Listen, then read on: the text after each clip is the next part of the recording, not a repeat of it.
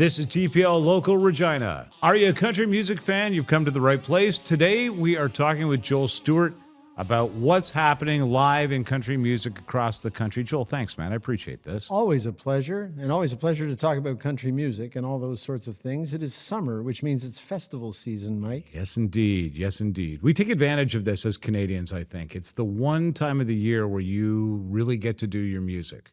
Well, you know, and it is a lot of the festivals, especially in Western Canada, are part of the calendar of the people who attend the festivals. Right. You know, when I was at CMT, we used to cover the Craven Country Jamboree every year.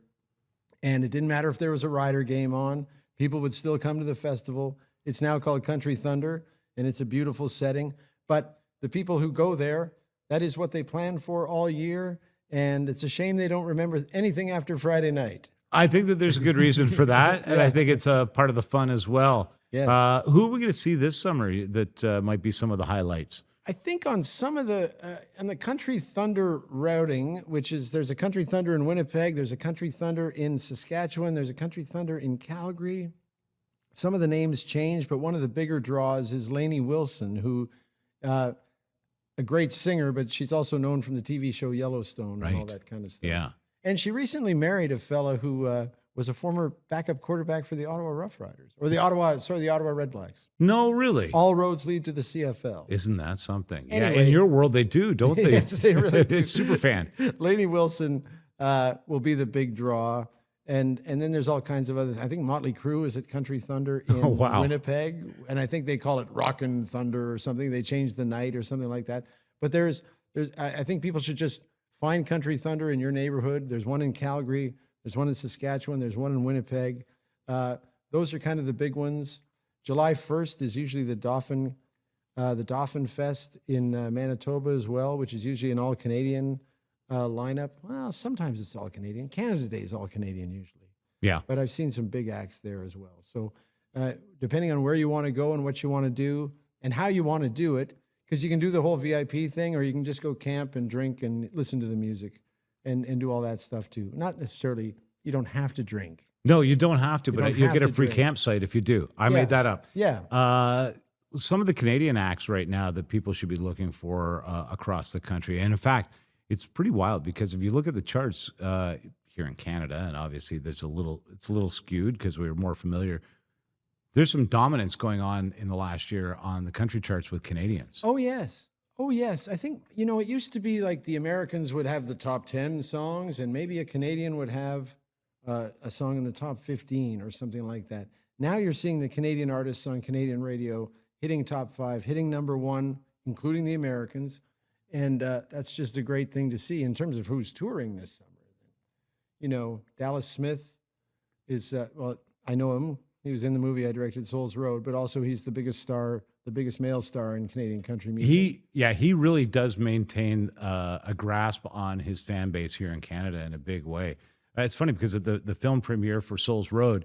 I mean, he was a popular guy on the streets, man. Oh, man. Just standing there for a few moments. It didn't take long to get a crowd of fans that were dedicated. Yeah, we're in Dallas's orbit, and he puts on a great show and all that kind of stuff. And then I think in the fall he's touring his Default, his old band as well.